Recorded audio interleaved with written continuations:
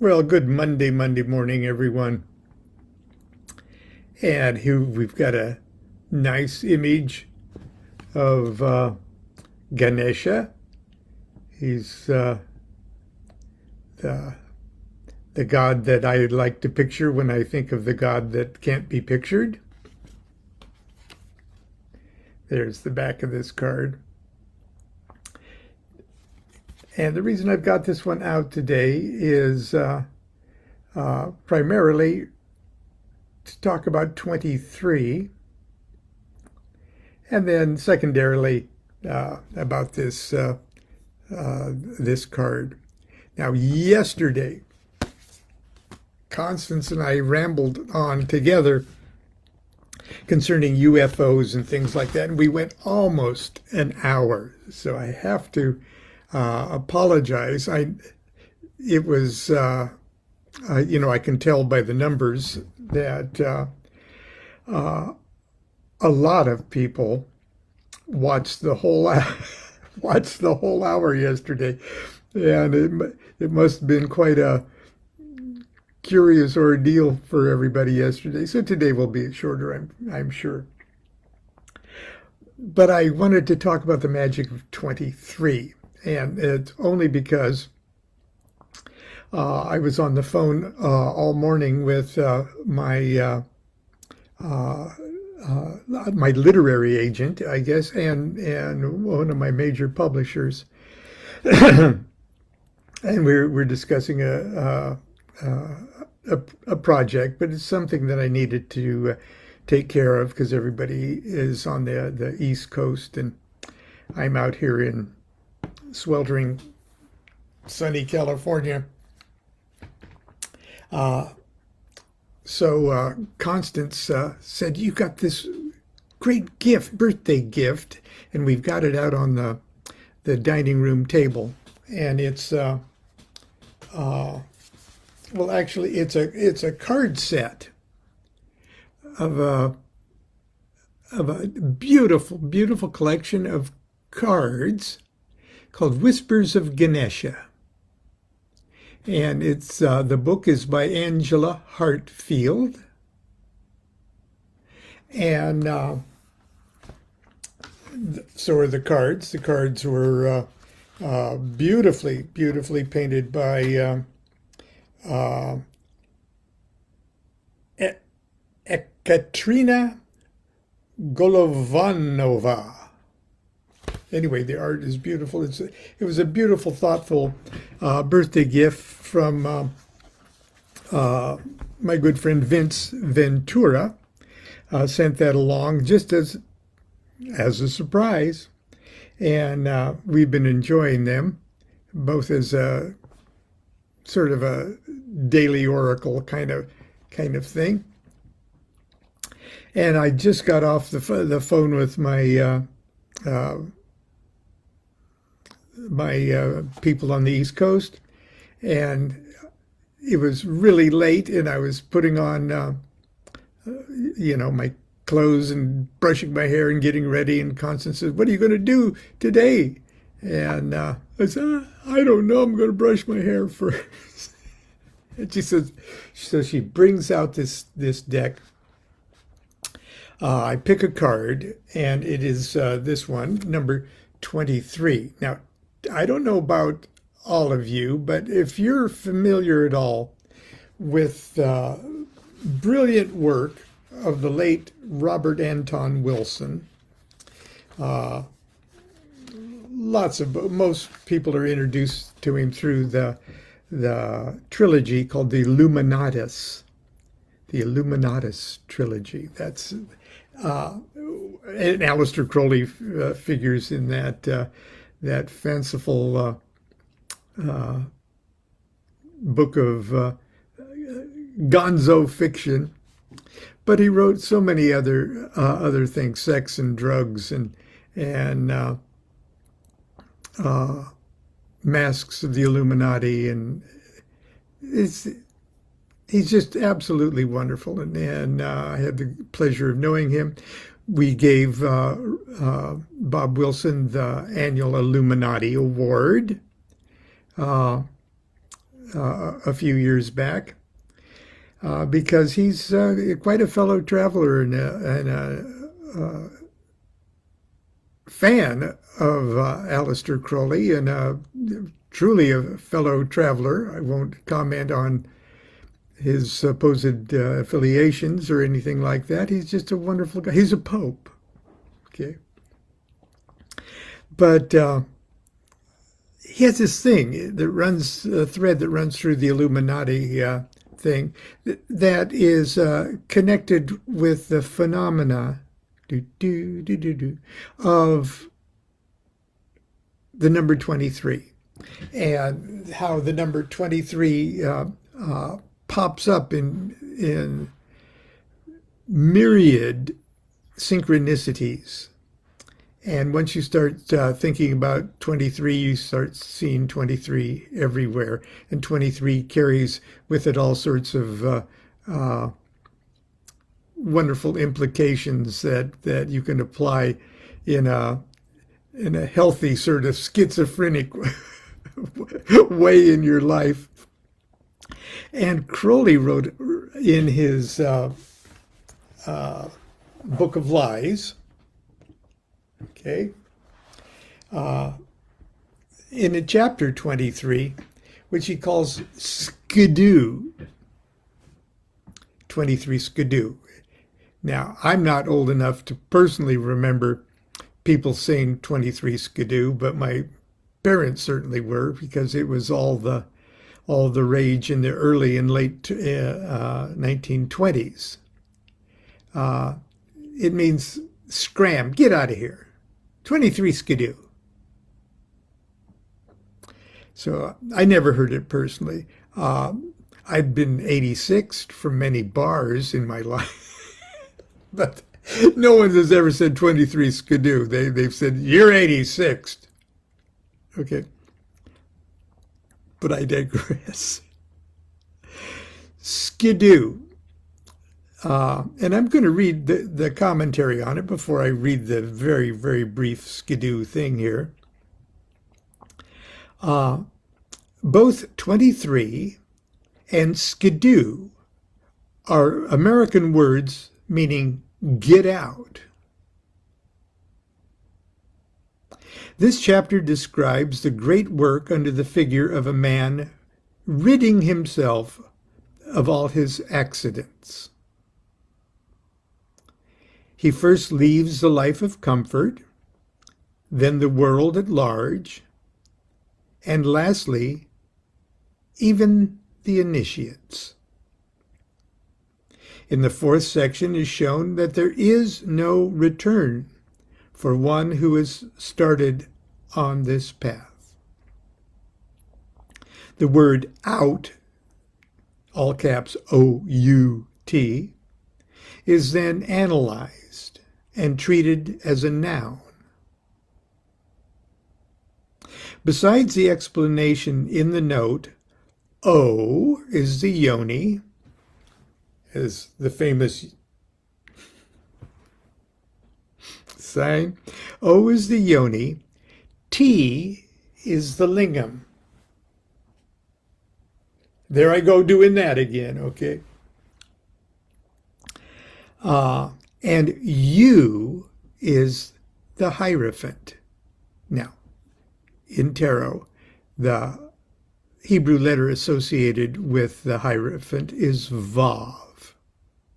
And Vav is one very big letter in Yod He Vav He. And if we look at it in the fairy tale of Kabbalah, the final He is us. Down in 10, number 10, we're like a sleeping princess. And the only way that we can wake up is for our fairy prince, our Vav, our holy guardian angel, to kiss us awake. And then we join with the holy guardian angel, who makes us not a princess anymore, but makes us a queen. And us being a queen automatically makes him a king. So, Vav, or the He, kisses Vav and becomes the first He, making the Yod a Yod. If you're hearing this for the first time, 23. Okay. The word out is then analyzed and treated as a noun. Because the explanation in the note is O is the yoni, T the lingam, and U the hierophant. And the Hebrew letter associated with the hierophant is that Vav, or U, or W, if you will. It is thus practically identical to ERO, Isis, Apophis, Osiris. The rest of the chapter is clear from the note. And here's the notes. O equals Capricorn, the devil of the Sabbath. U equals 8, the Hierophant. And that's not an 8, it's Taurus, that's a misprint there. The Redeemer. T equals strength or lust, the lion. It also says T, manhood, the sign of the cross or phallus. UT, as a word, is the holy guardian angel. UT, the first syllable of Agita, Adgita, see the Upanishads, or zero, nothing, or nuit. Now, it's kind of hard to do that, but here's the chapter 23, Skidoo. What man is at ease in his inn? Get out. The wide world. The wide is the world and cold. Get out.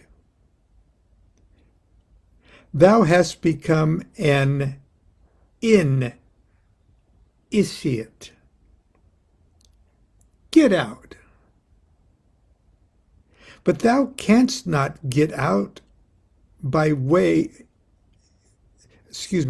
but thou canst not get out by the way thou camest in. The way out is the way. Get out. For out, all caps, out is love and wisdom and power. Get out.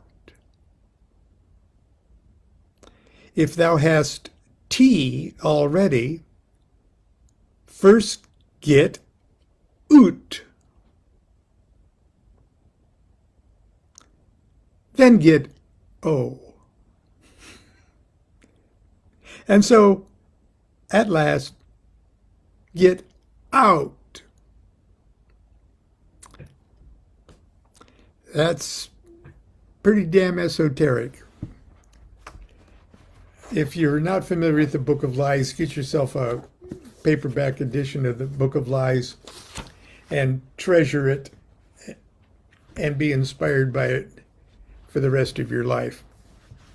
But let's back to the 23 of today. The 23, card number 23, is called Empowerment. And look at the chakra. That's the Manipura chakra, or the solar plexus chakra that Ganesha is highlighting here. And on the Tree of Life, at least the way some people look at a comparison of the Tree of Life, Kabbalistic Tree of Life with the Hindu chakra system, the Manipura chakra would be more or less the combination of number 8 and number 7. of Hod and Netzach on the tree of life, and that'd be the Manipura chakra, and right above that would be the Anahat, or the heart chakra. But each of these chakras have their own specific powers, and Miss Hartfeld here in her beautiful little commentaries has this to say about 23 and empowerment. And I hope she doesn't mind me sharing this with you. Let's see who the publisher is. Blue Angel Publishing. So, Australian.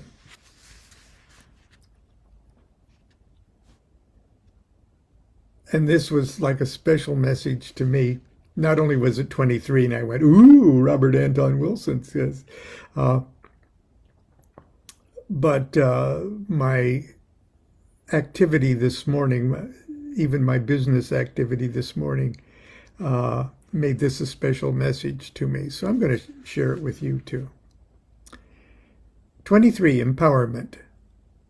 Rely on your inner strength to ensure your dreams are realized.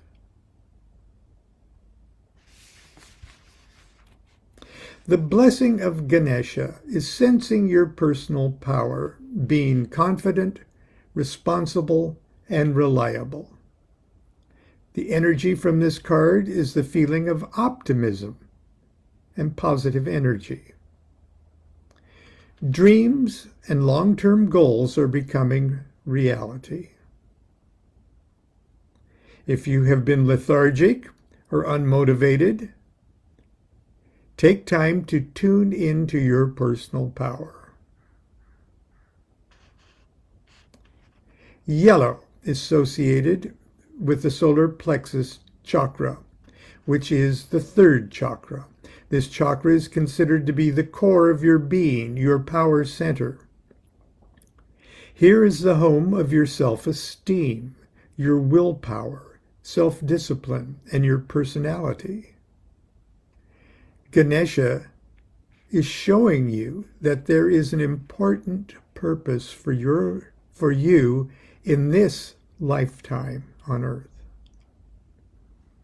You are awakening to your personal power and the memory of yourself as a soul.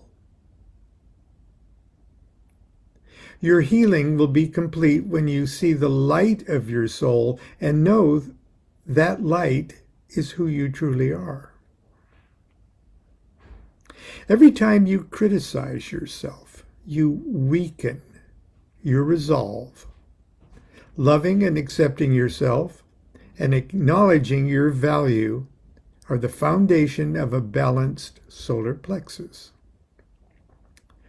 When the solar plexus is in balance, you are confident and empowered with a healthy level of self-esteem.